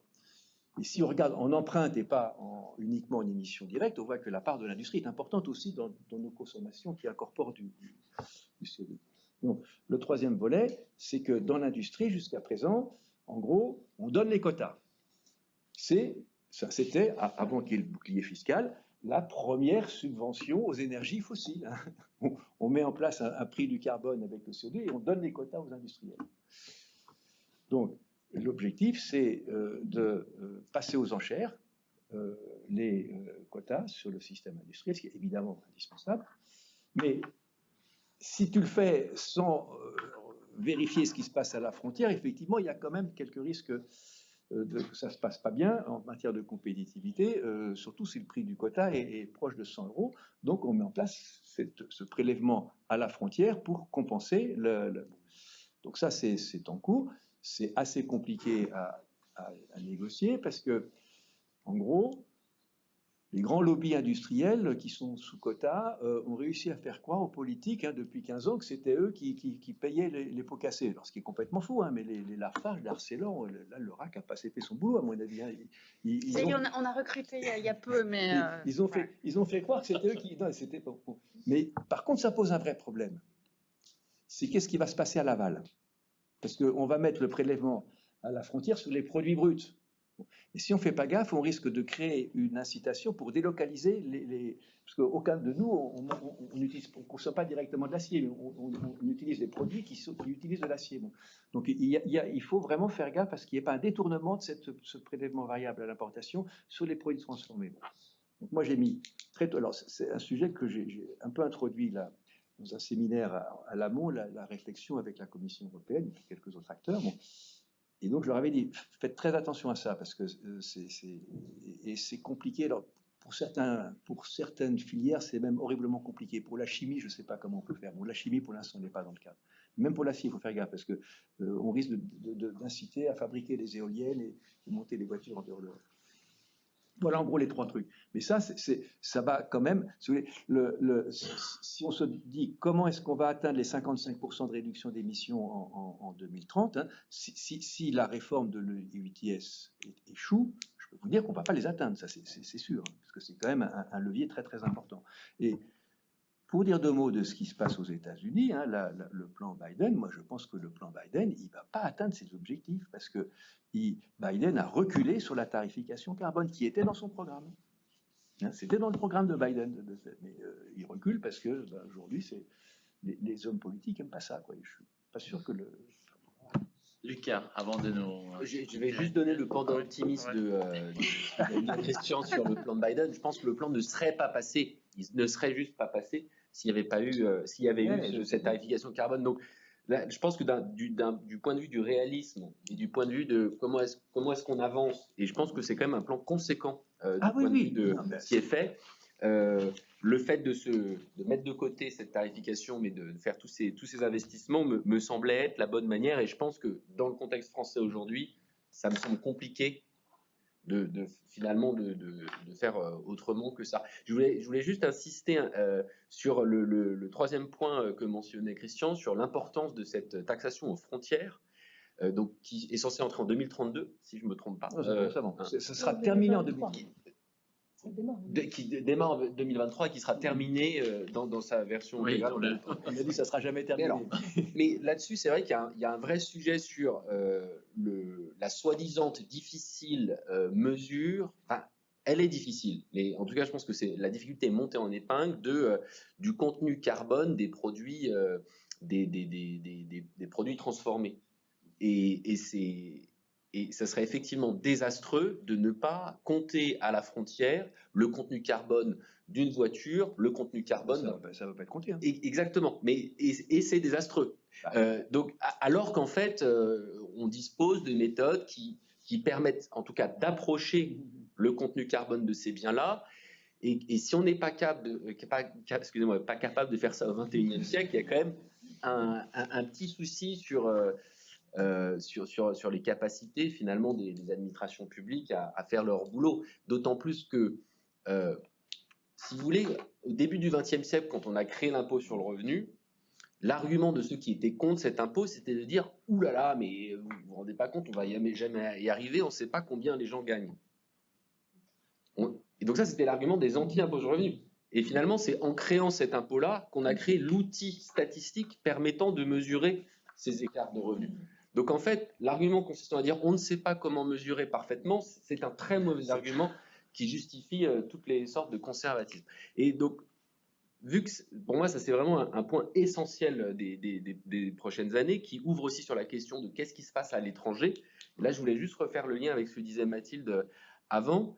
Il me semble que, là, on a pas mal parlé de chiffre d'investissement en France, tout ça.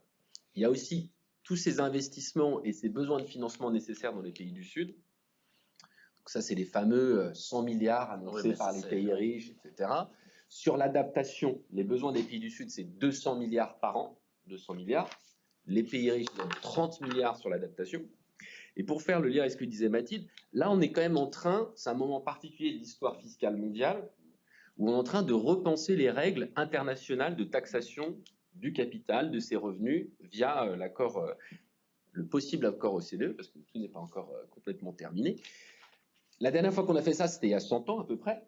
Donc, ça n'arrive pas tout le temps, hein, quand même, qu'on discute de ça. Et 15% de... les 15% avant, il n'y avait pas 15%, c'est-à-dire, mais la dernière fois qu'on a discuté collectivement des règles des prix de transfert entre firmes, c'est plus dans les années 30 que ça a été défini, ce système-là. Donc, ça fait à peu près 90 ans. Ce que je veux dire, c'est qu'il y a une fenêtre d'opportunité qu'il ne faut pas manquer. Or, sur la question de qui va recevoir, qui va pouvoir avoir ces nouveaux droits de taxation des profits des multinationales qui sont sous-taxés aujourd'hui, le parent pauvre de cette discussion-là, c'est les pays en développement, qui vont recevoir à peu près rien sur le pilier 1 de la négociation et très peu sur le pilier 2. Ah ben, Bref, voilà. Il y a 2 piliers, on va peut-être pas rentrer dans les détails. Pour les intéressés, c'est fabuleusement décrit dans le dossier parce que Mathilde connaît bien le sujet. Donc, il a justement sur les recettes vers qui va l'argent, etc. Tout ça pour dire qu'il y a aussi ces besoins de financement dans les pays du Sud et en partie ces financements vont devoir venir du Nord. Et encore une fois, la question c'est qui au Nord paye? Est-ce qu'on demande des TVA supplémentaires aux classes populaires, aux classes moyennes pour payer ça? Ou est-ce qu'on utilise cette opportunité de profit aujourd'hui sous-taxé pour venir abonder ces fonds-là? Et de fait, aujourd'hui, là, les droits de taxation ne sont pas du tout donnés aux pays qui vont souffrir du changement climatique plus que les autres et qui ont quand même de légitimité à capter une partie de ces profits. Donc je pense que ça fait aussi partie de cette grande équation fiscale dans le grand sujet du financement de la transition au Sud. Donc le mécanisme d'ajustement en frontières, plus le système de quotas, plus la fiscalité internationale, bon, c'est ça qui se dégage finalement c'est l'Europe qui monte un petit point sur ce que vient de dire Lucas, c'est très important, c'est que ce débat qui est un débat qui ne sera jamais clôturé sur les 100 milliards qui ne sont pas atteints, et puis dès que tu regardes un peu plus près, tu te rends compte que qu'est-ce qui est additionnel là-dedans ou pas, tu ne sais jamais vraiment bien. Bon.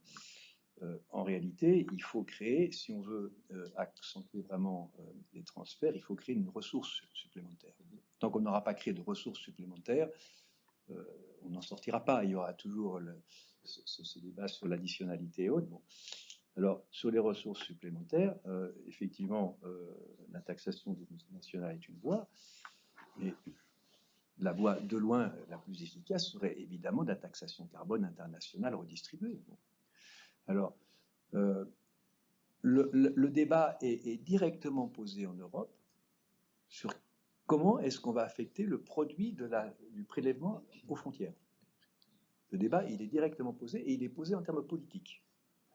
C'est-à-dire qu'en termes politiques, il est vraisemblable que si l'Europe n'est pas capable de redistribuer une partie de son prélèvement à la frontière vers les pays les moins... Alors, le concept de pays en développement aujourd'hui est quand même vachement trompeur, parce que si tu mets la Chine et la Corée et Singapour du côté des pays en développement, non mais ça pose un problème, parce que quand même dans la nomenclature de l'accord de Paris, ils sont dans les pays en développement. Mais si l'Europe n'a pas un geste fort vis-à-vis de redistribuer le prélèvement aux frontières vers les pays moins avancés, je pense que ça sera encore plus difficile politiquement de le faire passer, parce qu'il y a des difficultés techniques, mais il y a aussi des difficultés politiques qui sont loin d'être résolues. Et la première difficulté politique, elle est moins vis-à-vis de la Chine que vis-à-vis des États-Unis. Parce qu'aujourd'hui, l'un de nos principaux concurrents qui profitent de la non-taxation du carbone sur les grands processus industriels et sur le bas prix du gaz, ce sont les États-Unis. Mathilde, tu voulais intervenir et ensuite on va ouvrir. Oui, non, mais pour rebondir rapidement sur ces deux sujets-là, sur la question de la justice nord-sud de l'accord qui a été trouvé, effectivement, aujourd'hui, on a un accord qui privilégie les pays sièges des multinationales, en fait. Et c'est pas tout à fait étonnant parce que ces négociations, elles ont eu lieu à l'initiative du forum de l'OCDE, qui est un club de pays riches. Donc, ils ont quand même essayé de monter un cadre ad hoc en invitant des pays en développement, etc. Mais de fait, l'initiative était quand même largement du côté des pays les plus riches. Et pour qu'ils acceptent, ils ont façonné quelque chose qui leur est quand même relativement avantageux. Mais en même temps, il y a un vrai enjeu à trouver des règles justes parce que là, il s'agit de permettre aux pays en développement de prendre leur juste part de l'assiette fiscale qui devrait leur revenir, en fait. C'est-à-dire des activités que les entreprises multinationales ont fait sur leur propre territoire et qui devraient pouvoir être taxées à leur juste valeur, ce qui est quand même très différent que de les laisser contribuer de mécanismes de redistribution à l'échelle internationale dont ils seraient redevables. C'est-à-dire que s'ils peuvent lever leurs propres recettes fiscales de façon complètement souveraine, ça ne leur donne pas le même pouvoir sur la façon dont ils peuvent ensuite mener des politiques publiques indépendantes dessus.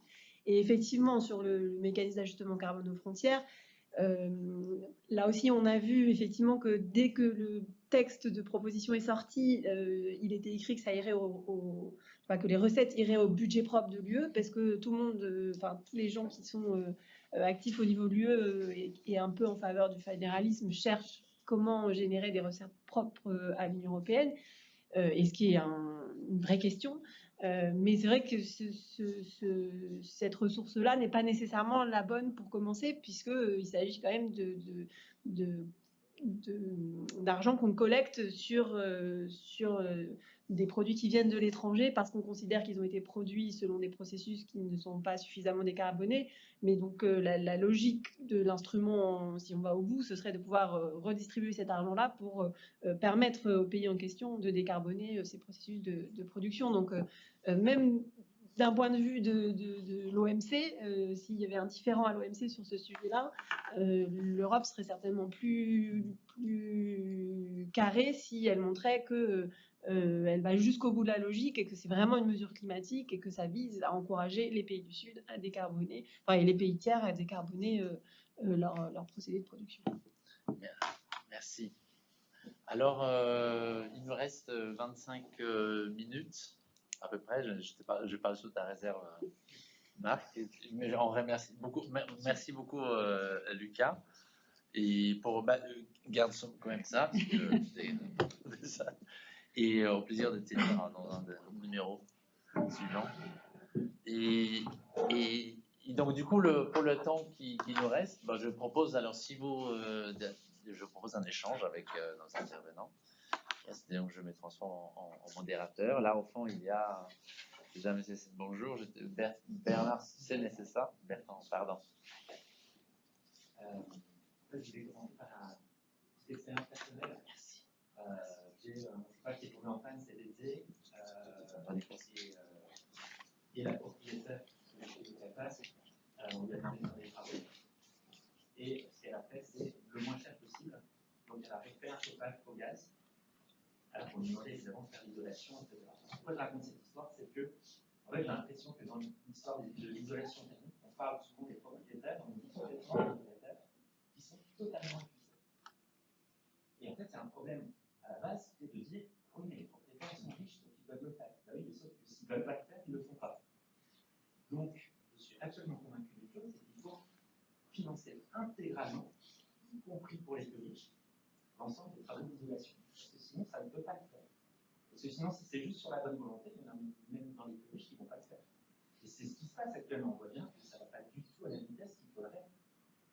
Donc, ça, c'est le premier point. Et pour aller plus largement sur la question de la fiscalité, en fait, la fiscalité, elle sert en gros à trois choses, qui sont le financement des dépenses publiques, les incitations, et puis la réduction des inégalités. Il y a des points de difficulté, vraiment le conseil à la je pense que le système de financement des dépenses publiques actuelles, il est en bout de course et il est complètement dépassé par les enjeux qu'on a à affronter. Notamment, on a besoin justement d'avoir un financement massif pour certaines choses. L'isolation, par exemple, c'est aussi la reconversion par exemple de l'agriculture. Je pense qu'on aurait besoin de réformer complètement la façon dont on finance les dépenses publiques, notamment d'imaginer par exemple qu'on puisse créer de la monnaie pour effectivement avoir la capacité de financer à la hauteur de ce qu'il faut, et non pas de se demander à chaque fois, mais est-ce que les ménages vont accepter qu'on augmente un peu les impôts? C'est complètement absurde comme système d'être totalement dépendant de tout un tas de facteurs, alors qu'on a besoin de le faire, et dans l'intérêt général. Il y a vraiment quelque chose à penser. À l'autre bout de la chaîne, il y a une chose qu'on ne sait pas faire aujourd'hui, c'est détruire de la monnaie. Or, si on réduit la consommation de façon globale, il n'est pas impensable qu'à un moment donné, il faille se poser cette question. Au fond, est-ce qu'il n'y aurait pas besoin d'avoir moins de monnaie en circulation? Donc ça, c'est vraiment pour moi des éléments fondamentaux sur lesquels il va falloir commencer à réfléchir, je pense. Parce que notre système, en fait, il ne répond pas aux besoins. En fait. On ne va pas y arriver comme ça. Alors, vous allez me dire, c'est un système qui doit réformer au niveau mondial. Je suis totalement d'accord. Je pense que c'est une réflexion qui sera portée au niveau mondial pour réformer complètement le système de financement des États. D'autant que le système par financement par les obligations du marché obligataire pose d'énormes problèmes, notamment pour les pays les plus fragiles. Et il y aurait vraiment moyen de faire autrement. Voilà, donc il y a une double,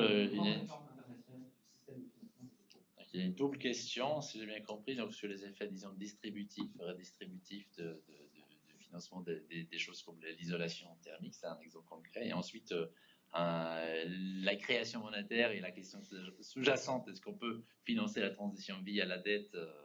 Bon, Veblen est très actif dans ces débats sur le financement et le mode des financements face à des défis différents. Il y a sans doute des choses qui sont rentables et qui peuvent être financées via la dette.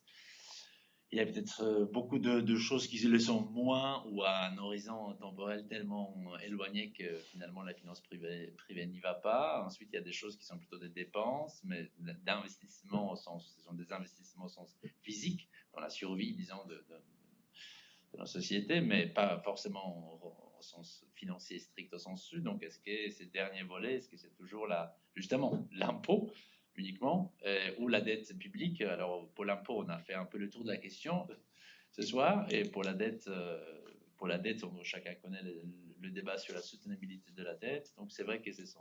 Mais alors, est-ce qu'il y a d'autres questions d'autres personnes qui voudraient intervenir? Julien? Et moi, je vais lever vos mains. On va regrouper quelques questions. Ensuite, monsieur. Est-ce qu'on peut vraiment cibler des aides comme le bouclier tarifaire, parce qu'on parle beaucoup de pas forcément donner aux ménages les plus riches, mais est-ce qu'on a vraiment les moyens d'identifier rapidement les ménages qui en ont le plus besoin et de leur faire un virement? Question, monsieur. Deux questions signées sur l'évasion fiscale. Je suis pas sûr d'avoir entendu. Est-ce qu'on a une idée de l'argent qu'on perdrait dans l'optimisation de l'évasion fiscale si on avait une fiscalité écologique plus progressive? Est-ce qu'on a une idée de l'impact de ça? Et la deuxième chose, est-ce que la précarité énergétique peut être assimilée, je ne sais évidemment pas forcément, est-ce que c'est une forme de sobriété énergétique imposée? Est-ce que c'est bon d'avoir des gens qui d'un point de vue très cynique, hein, ouais. La question entre précarité et sobriété, comment on articule ça dans l'action politique? Cette question. Est-ce qu'il y a d'autres? Jézabel et monsieur ensuite, oui. Lucas, oui, vas-y. Lucas est parti, mais oui. Donc, il est reparti des estimations d'I4C pour les besoins d'investissement supplémentaires dans la transition écologique. I4C reconnaît très justement l'aspect très étroit en fait, de ces estimations.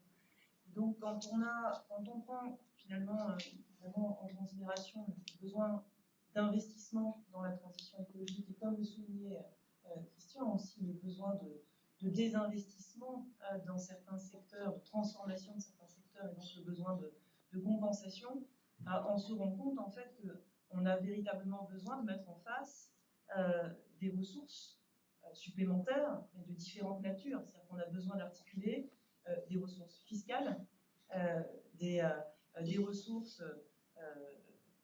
que les États vont se procurer sur les marchés financiers, mais également, en effet, et ça rejoint la question de tout à l'heure, des ressources monétaires. C'est-à-dire qu'on va avoir besoin de mettre les banques centrales directement au service du financement d'une partie de la transition écologique pour pouvoir la réaliser.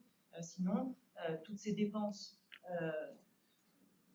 celles que mentionnait Wojtek, toutes les dépenses dont on a absolument besoin, mais qui ne sont pas des dépenses rentables, qui n'ont pas de retour financier, toutes ces dépenses de compensation, on ne pourra pas les réaliser. Donc je crois qu'il faut qu'on arrive à penser tout ça ensemble, penser la réforme fiscale nécessaire, la réforme budgétaire nécessaire et la réforme monétaire nécessaire pour pouvoir trouver comment financer la transition. Monsieur au fond. Sur les fonderies, vous indiquiez Vous êtes plus fort, pardon, un peu plus fort s'il vous plaît. Oui, c'était sur les fonderies oui. En France qui, a priori, en 2050, si les pas thermiques globalement s'arrêtent, elles n'auraient plus de travail. En fait, vous indiquiez que ce n'était pas provisionné nulle part. Et moi, je m'interrogeais, là, c'est plus au niveau des règles comptables qui obligent normalement à, quand un site industriel, peu importe, une immobilisation n'a plus de valeur, il faut anticiper pour amortir la pression accélérée ou faire une provision par démantèlement. Et peut-être que les règles comptables peuvent déjà nous aider à lister nos actifs pourris et les comptabiliser pour nous faire agir. Merci. On va peut-être quelqu'un d'autre, monsieur, ensuite on va prendre les réponses. Parce que, ouais. Des investissements très durs qu'on doit faire, la situation économique générale qui n'est pas bonne. Pourquoi l'État, en fait, transporte un emprunt strictement dédié à tout ce qui est réduction des énergies fossiles, consommation d'énergie fossile, et compensation des gens qui vont souffrir. Parce que derrière, il y a un fonds d'emploi qui vont être en jeu, qui nécessiteront soit des compensations pour que les gens puissent vivre un minimum, ou se forment.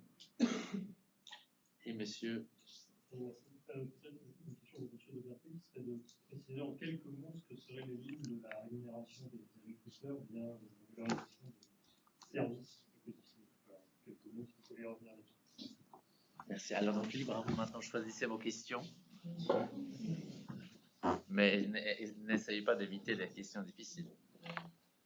Alors, on peut commencer par toi. Oui, alors, bon, par exemple, on va commencer par les agriculteurs. Hein. Il y a des services écosystémiques qui sont plus ou moins faciles à rémunérer. Il y en a quelques-uns qui peuvent se rémunérer via de la finance carbone intelligente, lorsqu'on arrive à démontrer que des changements de pratiques agricoles permettent de stocker du CO2 ou de réduire des émissions de gaz à effet de serre. Je donne un exemple, hein, mais je peux en donner plus. Un programme de régénération des haies et de la biodiversité dans l'ouest de la France, hein, qui est en partie piloté par les chambres d'agriculture, aujourd'hui permet à des agriculteurs de toucher une rémunération complémentaire faible.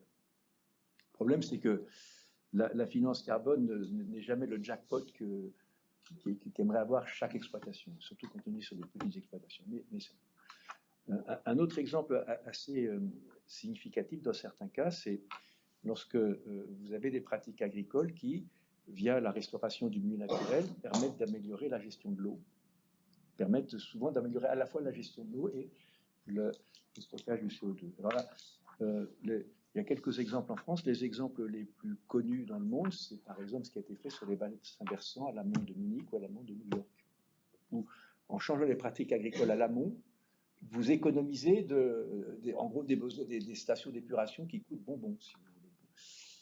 Un autre exemple que j'ai, alors là j'ai fait juste le diagnostic, hein, mais ça m'a bien amusé avec Bernard Chupacio-Louis, qui est l'ancien patron du Muséum d'histoire naturelle. Si vous doublez le taux de matière organique dans les sols en Île-de-France, vous n'avez plus besoin de barrages à l'amont pour réguler les rivières, pour réguler les crues, parce que le stockage du CO2 dans les sols est considérable. Donc tout ça, c'est bon. Un autre exemple auquel je suis directement impliqué, un exemple au sud. Hein. Moi, je suis administrateur d'une ONG de développement qui s'appelle AgriSud International, à Madagascar, depuis un peu plus de 7 ans. On développe des projets de restauration et d'agriculture des courbes de niveau et arbres sur les bassins versants, dans la zone centrale de Madagascar, où l'eau devient de plus en plus rare à cause du réchauffement climatique, et on restaure, si vous voulez, un écosystème, et on est payé par la ville qui est en bas de bassin versant qui a besoin. Bon, alors, mais il y a plein d'exemples, si vous voulez. Le problème, c'est de les mettre en œuvre.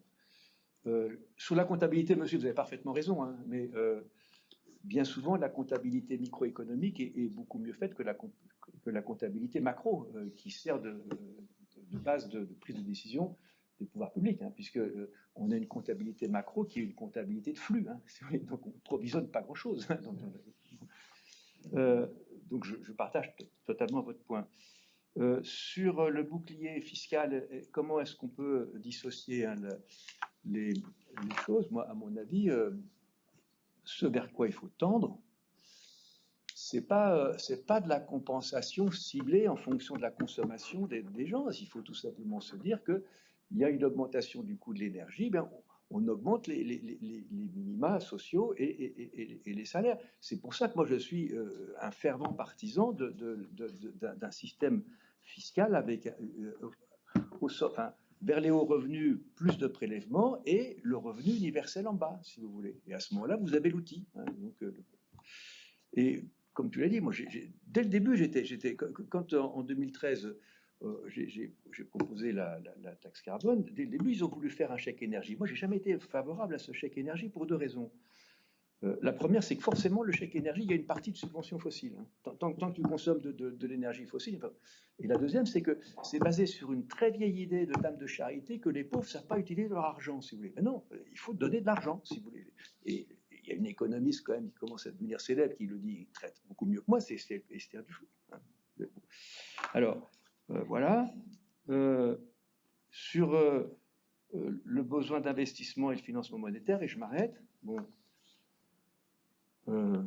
Moi, je suis beaucoup moins bon que d'autres dans la salle sur les questions monétaires, mais effectivement, je n'ai jamais pensé que les monnaies parallèles ou les nouvelles monnaies seraient une espèce de solution miracle. Vous avez un peu des fois des gens qui pensent comme ça. Bon, par contre, je crois qu'effectivement, les règles de création monétaire devraient dissocier, effectivement, parce que la contrepartie de la création monétaire, hein, c'est l'endettement. On devrait compenser sur la nature de l'endettement et effectivement favoriser la création monétaire pour la transition et défavoriser la création monétaire. Concrètement, ça voudrait dire que les banques centrales arrêteraient de se refinancer en rachetant du Total et puis bon, voilà. Sur le besoin d'investissement, je voudrais rajouter une chose, c'est que je pense qu'il faut représenter la question de la transition énergétique avec une notion très large de l'investissement qu'il faut faire. Parce qu'il y a une espèce d'illusion qui serait que l'argent permettrait de faire la transition. Donc je pense que ce qui est absolument incroyable dans cette transformation de l'économie qu'on va faire, c'est qu'on s'engage sur des choses qu'on n'a jamais faites en réalité. On ne sait pas très bien comment ça va marcher. Et les contraintes sur l'anticipation des impacts du climat, les reconversions industrielles, la formation, les compétences dont on va avoir besoin, une économie où on sait bien que l'économie de demain, il y aura plus d'investissements et moins de dépenses de fonctionnement. Tout ça, c'est une immense transformation. Et l'investissement qu'on a en tête, que ICAT donne en termes de milliards à dépenser, c'est la face apparente des choses. En fait, c'est un investissement qui touche tous les facteurs de production, tous les acteurs. Et c'est probablement ça qu'on sait le moins bien faire. Merci. Alors, Anne, ensuite Mathilde. Ouais, peut-être sur la... Rapidement, plus pour le temps. Ah oui, la rénovation, pour démarrer rapidement, effectivement, la rénovation, c'est un sujet compliqué parce que c'est des travaux lourds. Voilà, c'est pas... si ça avance pas, c'est que c'est pas si simple, les gens n'ont pas confiance dans la qualité des travaux, etc. Donc, à un moment donné, on est convaincu depuis longtemps qu'il faut passer à une obligation de rénovation avec certains critères. Donc, c'est quelque chose qui est monté parce qu'il y a le Grenelle de l'environnement qui aboutit à des objectifs généraux, donc des incitations. On a vu que les incitations, ça avait ses limites. Donc, depuis 2012-2013, il y a plutôt un mouvement pour prôner les obligations. Le gouvernement actuel et le précédent quinquennat n'est pas trop sur des obligations, c'est le moins qu'on puisse dire. Donc, les seules choses, on s'est beaucoup battu côté ONG pour justement travailler d'une part sur les passoires énergétiques, donc les logements les moins bien isolés, et habités par des locataires. Et donc, c'est pour ça que maintenant, il y a une obligation pour les propriétaires, bailleurs, donc qui ont des locataires. Il va y avoir une obligation à partir du 1er janvier 2023. donc on va en entendre beaucoup parler parce qu'ils vont hurler, pour les propriétaires de rénover les logements alors là, c'est au 1er janvier 2023, c'est les pires passoires. Donc on ne sait même pas si ça existe vraiment, parce que c'est les logements qui consomment énormément d'énergie et il y a des estimations qui disent qu'il y en a peut-être 45 000 en France, donc c'est très peu. Mais il y a des étapes après où c'est tous les logements avec une étiquette G qui seront, où les propriétaires seront obligés de faire des travaux, et ensuite les étiquettes F. Donc ça va commencer, c'est très lent. Le problème, c'est que c'est pas une vraie obligation, c'est présenté comme une obligation, mais ça passe par des critères de décence, et donc il faudra que le locataire dise non, mon logement n'est pas décent, etc., etc. Donc c'est pas si simple. Mais en tout cas, cette notion, il faut vraiment passer par l'obligation, accompagner évidemment des outils financiers pour ceux qui n'ont pas les moyens de faire, accompagner de la montée en compétences des artisans pour être sûr que les travaux, à la fin, on a bien économisé l'énergie, et avec tous les accompagnements aussi de ceux qui vont faire les travaux, des propriétaires, pour trouver tous les financements, parce que c'est un vrai millefeuille actuellement, c'est super compliqué, donc voilà. Donc ça avance, mais c'est extrêmement et beaucoup trop long. Pour cibler les aides, effectivement, il n'y a rien de plus simple que de monter les bas salaires et les minima sociaux. Sinon, si vraiment ça, c'est pas possible, c'est effectivement ce que commence à faire le gouvernement là sur les aides au carburant, c'est de dire c'est pour les 5 premiers déciles, on va reverser une partie d'argent, et donc on ne baisse pas le tarif pour tout le monde. Sur la précarité énergétique, est-ce que c'est la sobriété imposée? Alors oui, si on voulait réduire complètement la consommation d'énergie en France, on pourrait dire j'arrête de donner de l'énergie à 50% de la population et j'ai plus de problème. Ou c'est comme le changement climatique, si 99% de la population mondiale vit dans la misère, en fait, le pourcent qui reste, il est peinard, il peut continuer à prendre l'avion tout le temps. Donc après, c'est une question de, est-ce qu'on considère que c'est juste ou pas? Est-ce qu'on va avoir un monde en paix si on fait ça? Et donc, globalement, non. Donc la sobriété, c'est pas quelque chose d'imposé. La sobriété, sinon, c'est de la privation, c'est autre chose. Il y a des gens qui vivent en privation de chauffage, c'est pas la sobriété.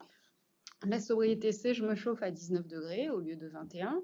Et par contre, j'aide les ménages à pouvoir se chauffer à 19 degrés parce qu'il y en a plein qui, pour l'instant, ne peuvent pas le faire. Voilà, pour faire vite, je ne suis peut-être pas... Oui, merci. Mathilde.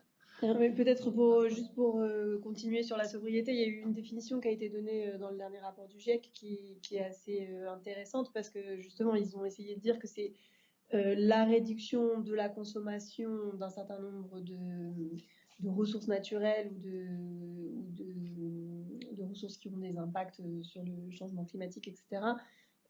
Mais en préservant un niveau de bien-être.